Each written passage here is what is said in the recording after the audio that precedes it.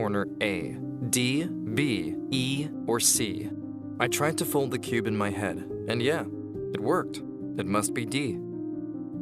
The second section was about working memory, our ability to keep several chunks of information in our mind simultaneously. One of the questions was, what is the next number in the series? 4, 12, 6, 9, 8, 6. There were 4 options, 6, 5, 10, or 12. The trick here was to put all the digits in my head and look for a pattern. 4x, 6x, 8x, which means the next would be 10. The third section was verbal comprehension, which measures our ability to access vocabulary, express ourselves in a meaningful manner, and apply reasoning skills to information presented verbally. In the first question, it said, what is the difference between the words refuted and irrefutable? Do they have similar meanings, have contradicting meanings, or mean neither the same nor the opposite? They must have contradicting meanings.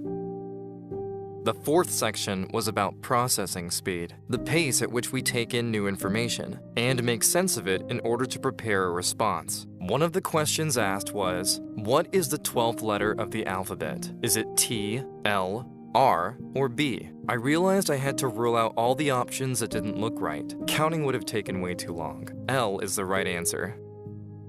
I had completed all of the 50 questions in time, and I was very relieved. In the end, the woman said, a lot of research over the last century went into the IQ test we had just taken, and there is convincing evidence that our intelligence is mainly a product of our genes. There's an estimate of a heritability range from 50 to 90%. Although, the environment also matters, she continued, especially negative influences during your childhood, like infectious disease, malnutrition, air pollution, or lead in the paint of your walls at home. These things can reduce your IQ forever. She explained that it's because during the prenatal period and early years of life, a child's brain consumes a huge part of the body's energy to grow. And if the body was under attack, it cannot support the brain's growth to its full potential. In other words, you were born with a pretty fixed IQ. Good parents and schools can keep the IQ at its genetically predefined level, and maybe increase it a bit. Negative influences, however, can surely reduce it a lot. I am just saying this, she closed, because if you are getting your results next week and you are not happy with your score or our recommendation, then know that there is little you can do about that.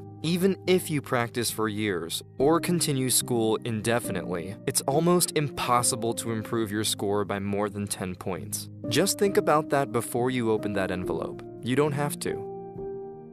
When the envelope was handed to me a week later, I got excited to open it. I took a deep breath, but before I ripped the cover apart, I halted. Do I really want this? Why do I care so much? Do I really want to compete with my brother? And if so, what does this prove? There are so many aspects of my life that matter more than my measured intelligence. I'm probably no genius, but I know I did well. But more importantly, I know that I don't need to prove anything to anyone. I decided not to open the envelope, and I loved this new idea of myself. Free from these limitations, I felt like I had grown up.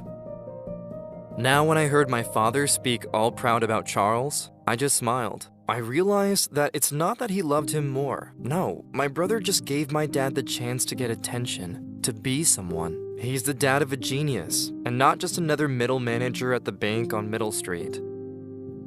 A few years later, I dropped out of college and started my own company, and soon after fell in love with a wonderful woman and also started a family. My brother is now a professor at a famous university, but never found the right girl, and like many very smart people, suffers from depression. My dad doesn't care so much about IQ anymore. He's now a proud grandfather. They say it takes intelligence to know how to do things right, but wisdom to do the right thing. Leaving that envelope closed was the best decision of my life. Here are 5 questions from a real IQ test. You've got 5 seconds each. When you are done, post your answers in the comments. Good luck!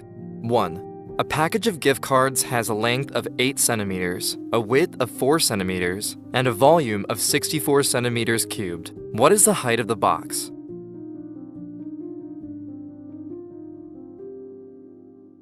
2. Some Bargles are Chongos, and some Chongos are Manhattans. Are some Bargles definitely Manhattans? Yes or no?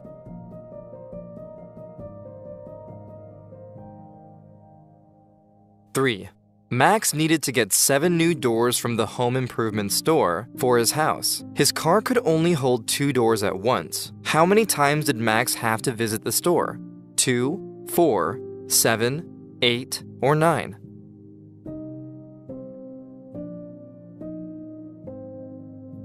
Four. Art is to wall as cup is to handle, coffee, cupboard, rim, nail.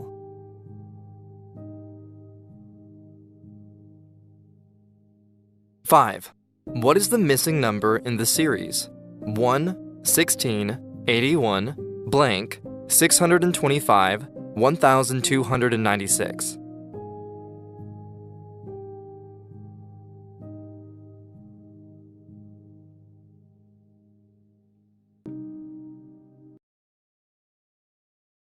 If you like this video and the way we explain the subject, subscribe to our channel.